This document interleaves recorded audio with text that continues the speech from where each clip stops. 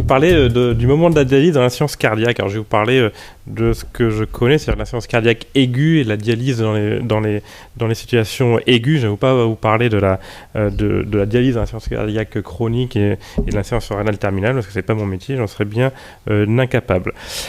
Alors, je vais commencer par ma diapo de conclusion, en fait, quand et comment initier les suppurations extrarénales, et puis après, j'essaierai de vous dérouler le pourquoi j'ai dit cette conclusion. Alors, quand probablement dans les insuffisances rénales les plus sévères, et je vous montrerai les quelques données qu'il y a, finalement assez peu de données juste sur l'insuffisance cardiaque, mais sur les malades de réanimation avec quelques insuffisances cardiaques qui sont mis dedans, mais il n'y a pas, ou très très peu de données spécifiquement sur l'insuffisance cardiaque aiguë décompensée. Donc l'insuffisance rénale sévère, la définition Cadigo, vous avez entendu Riffel, vous avez entendu Akin, globalement c'est la fusion des deux définitions, et je vous en parlerai un petit peu après, et associé avec finalement des critères assez classiques qui sont une hyperkaliémie résistante au traitement médical et ou une acidose métabolique très sévère et ou une congestion gauche ou droite, un œdème aigu du poumon ou une congestion droite qui résiste aux diurétiques, et ça je vous en dirai un mot aussi. Et puis, on peut discuter le chiffre d'urée qui est très très discuté. Est-ce qu'il y a un cut-off d'urée à retenir? C'est pas sûr, mais dans certains papiers récents, c'était quand même souvent un critère retenu, une urée supérieure à 40 millilitres millimol par litre. Et enfin, et ça je vous dirai le comment probablement privilégier les techniques continues aux techniques discontinues, et je vous dirai pourquoi, et globalement pour contrôler de manière plus précise la balance hydrosodée. Alors, quand initier l'épuration extrarénale? Alors, vous le savez, en tout cas, un des points cardinaux du syndrome cardio-rénal, c'est-à-dire l'insuffisance rénale aiguë qui fait suite à une insuffisance cardiaque aiguë ou une décompensation d'une insuffisance cardiaque chronique. On a donc la conséquence rénale de l'insuffisance cardiaque, mais aussi probablement un cercle vicieux qui s'installe avec une insuffisance cardiaque, en tout cas des défaillances d'organes à distance, et ça, il y a de plus en plus de littérature là-dessus, mais je ne vais pas avoir le temps de rentrer dans le sujet, qui est la conséquence de l'agression rénale aiguë. Et ça, des vieux papiers de cardiologie, à l'époque où on mettait encore beaucoup de cathéter artériel pulmonaire, qui laissait suggérer que la congestion veineuse, que l'augmentation des pressions veineuses centrales et des pressions veineuses rénales était un critère majeur prédictif de la survenue d'une insuffisance rénale aiguë chez les patients à insuffisance cardiaque aiguë, et que bien plus que ne pouvait l'être l'index cardiaque, bien plus que ne pouvait l'être la pression artérielle moyenne, c'était la congestion veineuse qui était en première ligne sur le traitement comme facteur d'insuffisance rénale aiguë et donc de syndrome cardio-rénal. Et ça a du sens. Pourquoi ça a du sens? Alors on a vu ces études, donc ça c'est l'association, c'est pas de la causalité, de l'association dans cette étude-là, mais des études plus physiopathologiques, ici du rein isolé, dans lequel les auteurs, par exemple, à une publication du Lancet en 88, les auteurs augmentaient progressivement la pression dans un rein isolé, la pression veineuse rénale, alors que la pression artérielle était maintenue de manière régulée. Et donc vous voyez que quand la pression dans la veine rénale augmentait, eh ben, le débit sanguin baissait de manière non surprenante, parce que la pression de perfusion baissait, le débit de filtration glomérulaire baissait, et le rein se mettait en anti-natriurèse. Alors pourquoi le rein est probablement si intolérant à la congestion veineuse? Eh ben, je ne sais pas s'il y a des neurologues aussi dans la salle, mais parce que le rein finalement a une hémodynamique très proche de celle du cerveau. C'est une vascularisation à basse résistance qui est essentiellement diastolique, et le rein est contenu dans une capsule qui est très peu extensible, et le fait qu'il y ait de la congestion veineuse va générer de l'œdème interstitiel, et cet œdème interstitiel dans une capsule qui est non compliante va entraîner des dommages rénaux. Et ça, c'est une illustration, un papier dans Transplantation en 2010, dans lequel ici la fonction tubulaire était appréciée par la scintigraphie tubulaire. Et c'était l'ischémie-reperfusion qui entraînait donc un œdème cytotoxique.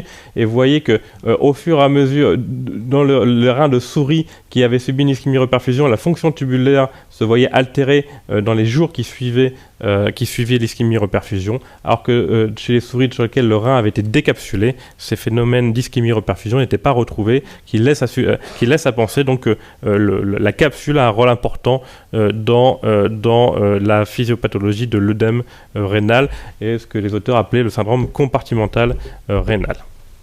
Alors pour lutter contre cette congestion et cette surcharge hydrosodée, il y a le vieux débat des diurétiques versus l'ultrafiltration. Il y a de nombreux papiers, je sais que c'est un débat qui reste encore actif, je ne sais pas en tout cas pour vous, mais en tout cas il y a encore beaucoup de littérature sur ce point. Les effets, les bénéfices attendus des diurétiques, c'est leur simplicité d'utilisation globalement, leur caractère non invasif et puis globalement le fait qu'on sache bien les manier. Les effets négatifs, c'est qu'il y a un effet dose-réponse qui est complètement non prédictible chez les malades et probablement qu'il y a des conséquences métaboliques qui sont importantes avec une diurèse surtout qui est non iso-osmotique, qui est le diurétique des lances qui est hyposmolaire et le diurétique thiazidtique qui est hyperosmolaire. L'ultrafiltration, alors c'est la technique parfaite en théorie parce que c'est l'ultrafiltration iso-osmotique, c'est titrable, c'est le meilleur moyen d'atteindre les objectifs.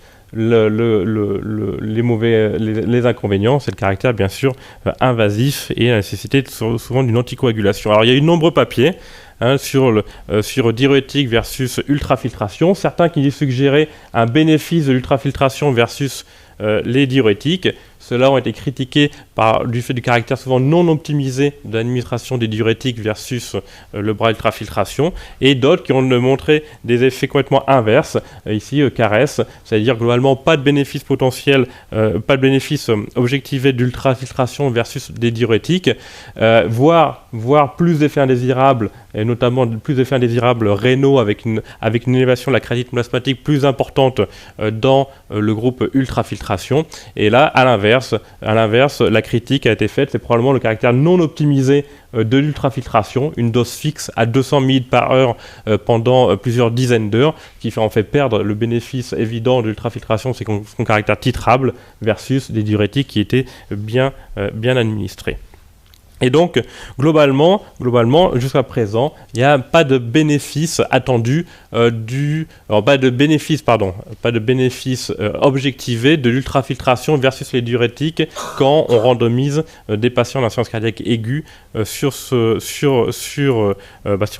l'admission. Mais j'espère que vous avez peut-être perçu, c'est une méta-analyse donc, qui reprend ça, il a perçu que finalement la question principale, et là on parle donc de dialyse et d'épuration extra-rénale, finalement la question principale qui est le timing de l'ultrafiltration et de l'épuration extra-rénale chez les patients qui sont effectivement résistants aux diurétiques reste une question qui n'a pas encore été résolue parce que le design des études ne l'abordait pas. Alors concernant le timing justement de l'épuration extra-rénale, dans l'insuffisance cardiaque aiguë, à part ce commentaire que je viens de faire sur finalement la question du timing chez les patients qui sont résistants aux diurétiques dans l'indication de l'ultrafiltration, chez les patients qui ont une insuffisance rénale, on va dire aiguë sévère, chez l'insuffisance cardiaque spécifiquement, il n'y a pas de données dans cette population spécifique. Là, je vais vous présenter des données plus de malades de réanimation.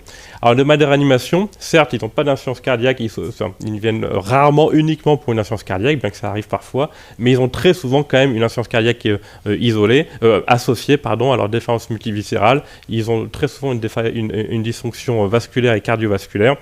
Certains l'appellent le syndrome cardio-rénal de type 5, c'est-à-dire le cœur et le rein qui sont atteints dans les atteintes systémiques comme le sepsis par exemple. Et là, on a eu 2 études l'année dernière en réanimation, une publiée dans le JAMA et une dans le New England, qui se sont intéressées justement au timing de l'initiation de l'épuration extra-rénale chez les patients qui avaient une insuffisance rénale en réanimation. Et là, globalement, les 2 études publiées à 1 semaine d'intervalle ont des résultats qui peuvent être à premier abord considérés comme opposés. Première étude dans le New England, une équipe française qui avait émis l'hypothèse qu'une épuration extra-rénale plus tardive améliorait la survie en diminuant la iatrogénie associée à l'épuration extra-rénale.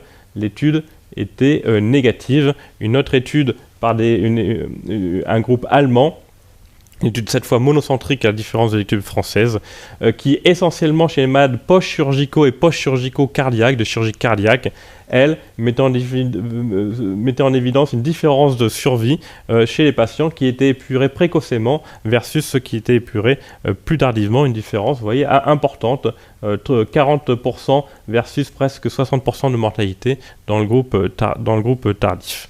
Alors, je vais reprendre un petit peu ces deux études parce qu'ils sont quand même des études importantes, en tout cas pour nous, pour notre pratique.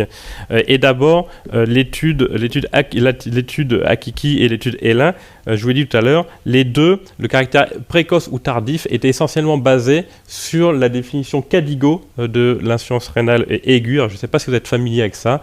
C'est une définition, justement, c'est globalement une tentative de standardisation des définitions de l'insuffisance rénale aiguë, et qui sont basées sur des variations relatives de la créatinine plasmatique et des périodes d'oligurie. Et donc, globalement, plus on est grave, plus on évolue vers le stade 3. Et le stade 3, donc, c'est l'augmentation de plus de 3 fois la créatinine plasmatique de base. Donc, encore une fois, faut-il la connaître, hein, mais souvent, je pense que vous, les malades, qui sont souvent des malades qui sont suivis, donc vous avez une créatinine de base, donc une augmentation de plus de 3 fois la créatinine de base en 7 jours, ou un chiffre absolu, donc globalement une créate au-dessus de 350 micromoles, ou une oligurie profonde et prolongée pendant 24 heures. Et donc là, vous voyez déjà que les deux études que je vous ai présentées n'ont pas tout à fait étudié on n'a pas fait tout à fait les mêmes comparaisons quant au caractère précoce et tardif de l'épuration extra-rénale, que l'étude allemande Hellin finalement a inclus des patients très précocement, nous fonctionnons assez précocement, avec une augmentation de la créatinine plasmatique de 2 fois, donc ce qui est pas énorme, ça ce qui a été le groupe précoce, alors que l'étude Akiki a inclus des patients dans le groupe précoce, des patients qui devaient quand même, pour être considérés comme précoces, avoir une augmentation de la créatinine plasmatique de 3 fois la créatinine de base. Et dans les groupes tardifs, pour les deux, il fallait qu'ils aient ça plus des critères d'urgence, ou dans le groupe Hellin, qu'ils aient atteint le stade 3. Et donc, dans l'étude Akiki, l'étude française, donc comme je vous l'ai dit, pas de différence de la mortalité, qui était le critère de jugement principal, mais quand même, on s'apercevait que dans le groupe tardif, un grand nombre de malades finalement n'allaient pas recevoir d'épuration extra-rénale, soit parce qu'ils allaient décéder, soit parce que finalement ils allaient passer le cap sans épuration extra-rénale, malgré donc le stade 3 de la définition Cadigo, donc une insuffisance rénale qui est sévère dans les définitions actuelles, et s'ils ne remplissaient pas les critères d'urgence d'épuration extra-rénale classiques, c'est-à-dire l'œdème réfractaire aux diurétiques et globalement l'hypercalémie, qui étaient les deux critères d'urgence. Et donc on avait globalement 50% des malades qui finalement allaient passer sans avoir besoin d'épuration extra-rénale si on avait une attitude un petit peu attentiste vigilante, c'est-à-dire bien sûr on n'attendait pas quand il y avait critères entre guillemets d'urgence qui étaient réunis, mais une attitude attentiste vigilante. Dans le groupe, dans l'étude Hellin, là c'est celle finalement qui fait un peu rêver parce qu'elle est positive et on a envie d'y croire, on a envie de penser que mettre plus rapidement nos malades sous épuration extra-rénale va les sauver. Mais quand on y regarde d'un petit peu plus près, il y a quand même quelques points qui attirent l'attention.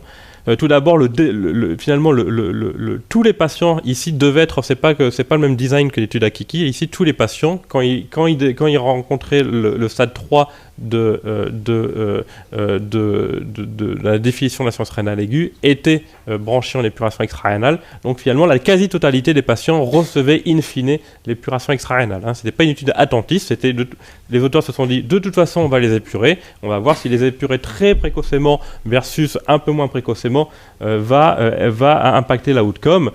La courbe de survie le laisse à penser, mais seules 12 heures en fait, de différence en médiane entre les deux groupes surprennent un peu, c'est-à-dire qu'un tel impact sur la survie puisse être lié à 12 heures de retard de l'épuration extra-rénale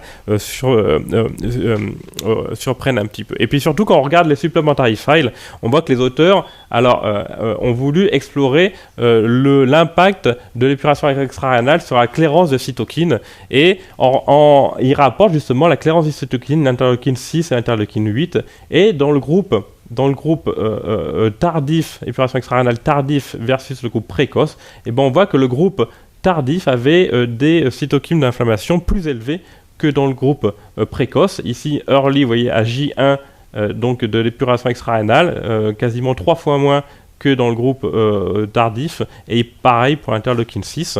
Donc les auteurs disent, vous voyez, brancher plus précocement les malades dans l'épuration extra-rénale, et ben ça épure les cytokines et ça fait du bien aux malades. Le gros problème, je vous le dirai après, et c'est vrai que ça a un sens probablement parce que ça serait caricatural de penser que le syndrome cardio-rénal et que l'insuffisance rénale est uniquement liée à la congestion. Ça y participe probablement, mais on sait qu'il y a plein de facteurs, et notamment une activation de l'inflammation systémique qui peuvent participer. Ici, je vous ai mis un papier qui est en préparation, qui va être resoumis parce qu'il a été rejeté d'un premier journal, dans lequel on voyait à l'évidence que les patients qui étaient admis c'était 650 patients pour syndrome coronarien aigu, qui étaient pour ceux qui étaient pour un groupe qui avait développé une insuffisance rénale, et versus ceux qui n'ont pas développé l'insuffisance rénale, beaucoup de biomarqueurs de l'inflammation étaient beaucoup plus élevés que chez les patients qui avaient développé une insuffisance rénale, et des biomarqueurs de stress oxydatif ou d'activation de la voie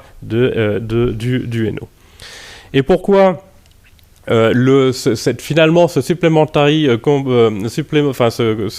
supplément de l'étude du JAMA laisse à penser que finalement les résultats sont en grande partie, en tout cas sont fortement suspects d'être liés à une erreur de type 1, c'est-à-dire qu'un résultat qui n'est pas réel. C'est parce que beaucoup d'études ont auparavant montré que la technique qui était utilisé dans le papier du JAMA n'était pas capable d'épurer les cytokines de l'inflammation, pour la simple et bonne raison que les membranes utilisées avaient des cutoffs qui étaient trop proches des cutoffs des biomarqueurs qui étaient mesurés, qui étaient les interleukines 6, et donc probablement que les patients qui avaient été épurés précocement ont eu un contrôle de leur inflammation systémique lié à d'autres raisons que l'épuration extra-rénale, et que ce n'était pas lié à la technique d'épuration extra-rénale, et ce qui est malheureusement souvent le cas dans les études monocentriques, c'est qu'il y ait un déséquilibre lié à pas de chance à la randomisation, mais que ça ne soit pas lié à la technique d'épuration en elle-même.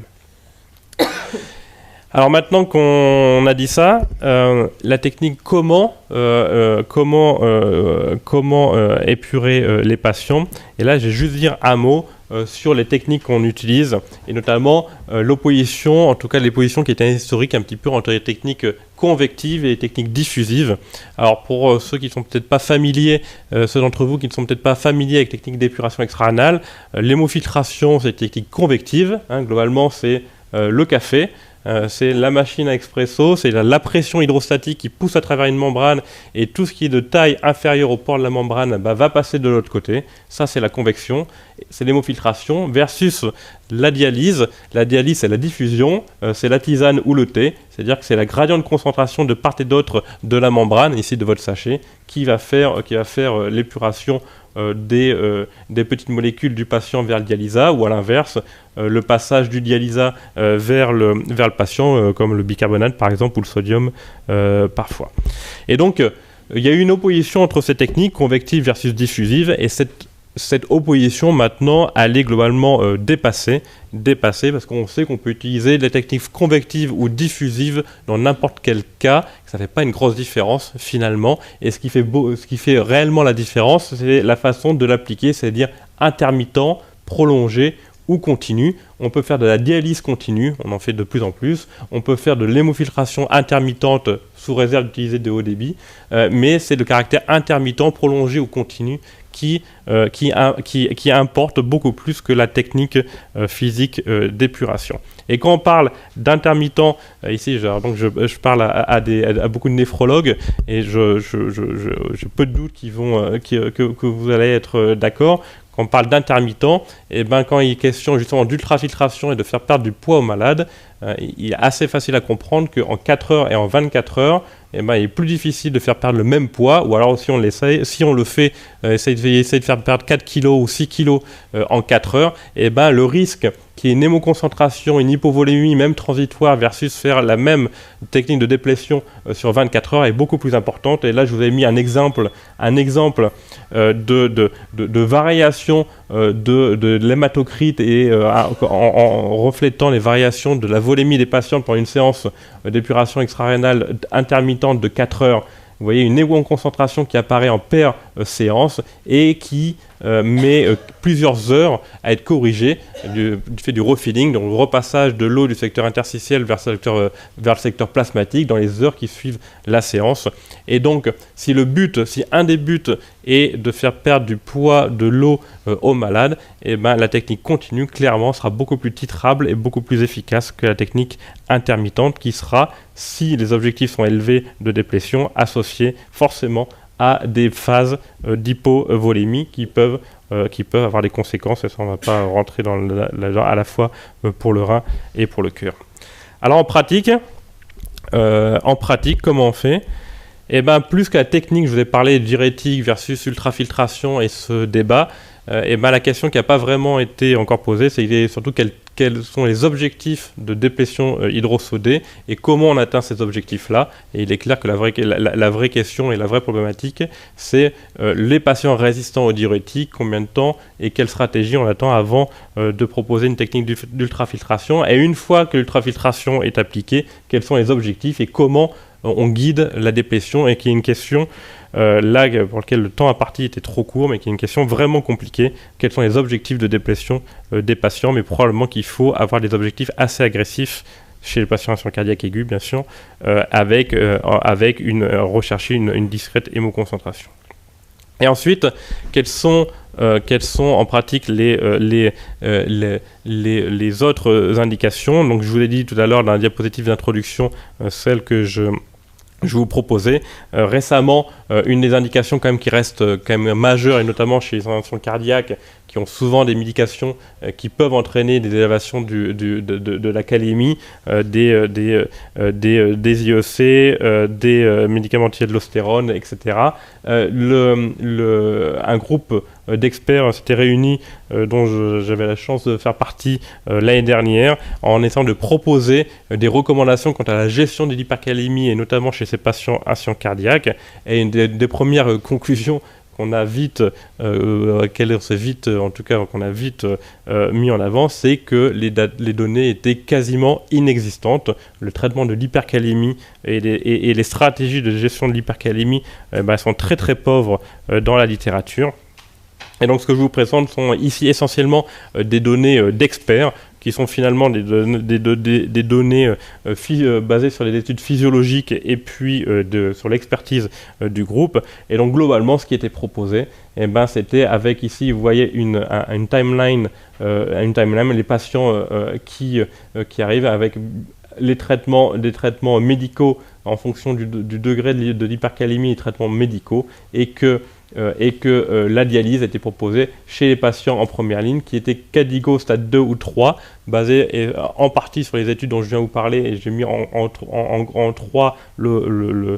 plus gras le stade 3 parce que vous avez vu les limites de l'étude L1 dont je vous ai parlé, qui proposait une stratégie d'initiation un petit peu plus précoce. Donc probablement que finalement une attitude assez attentiste est raisonnable chez ces patients-là, mais que la dialyse reste indiquée chez les patients avec hypercalémie et insuffisance rénale et sévère. Et donc, quand je reviens à ma diapositive initiale, probablement, quand on fait la somme de ces données disponibles, et notamment les études randomisées disponibles, qu'une attitude basée sur l'identification d'une insuffisance rénale stade 3 de CADIGO et ces données, et que donc le stade 3 CADIGO, j'espère que vous l'aurez compris, n'est pas suffisant lui-même pour initier l'épuration extra-rénale, et que l'épuration extra-rénale pourra être initiée si ce stade 3 est présent, et qu'un des critères, on va dire, classiques d'urgence métabolique est réuni, c'est-à-dire une hypercalémie et ou une acidose métabolique et ou des œdèmes qui résistent aux diurétiques, et qu'encore une fois, si une épuration avec une ultrafiltration à visée décongestive est proposée, que les techniques continues sont probablement plus adaptées. Et je vous remercie de votre attention.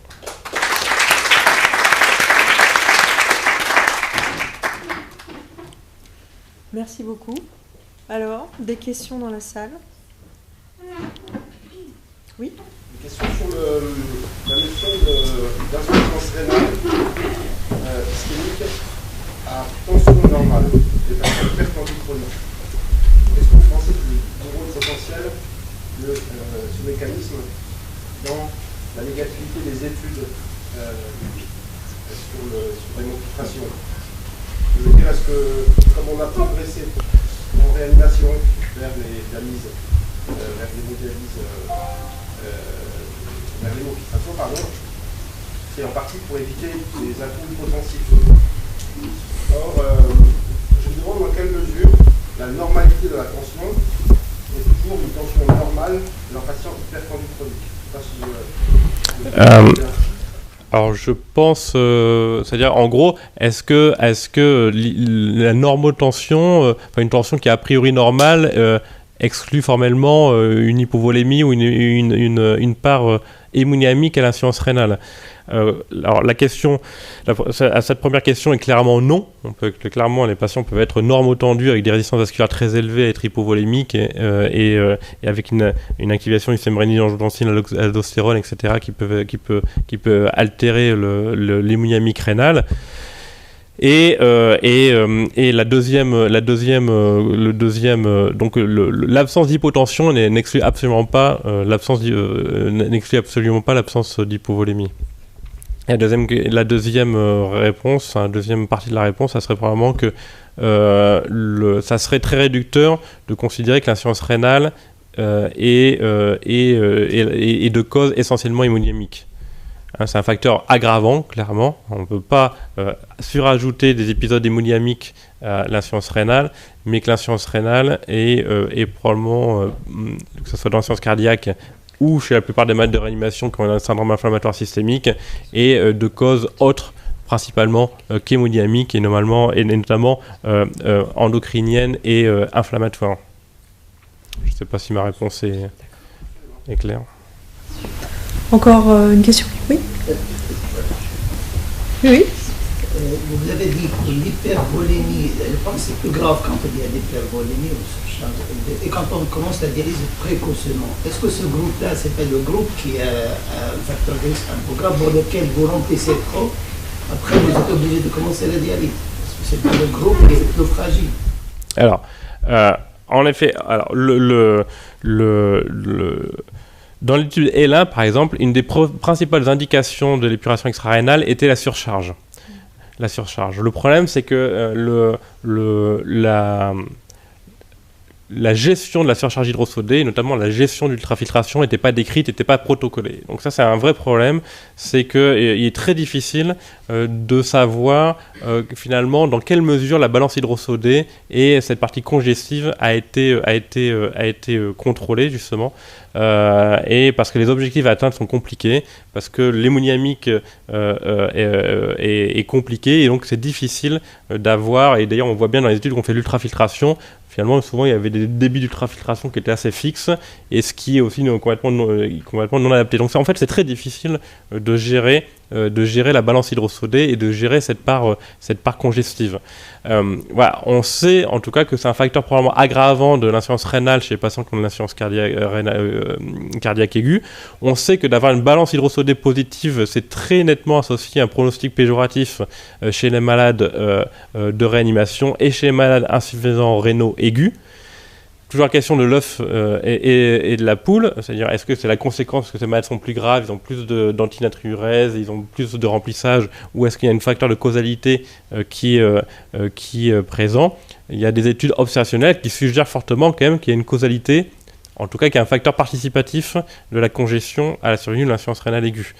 Donc, à la question, est-ce que les malades qui sont en grande inflation hydrosodée très congestive, probablement ces malades-là, en effet, il faudra avoir des objectifs de déplétion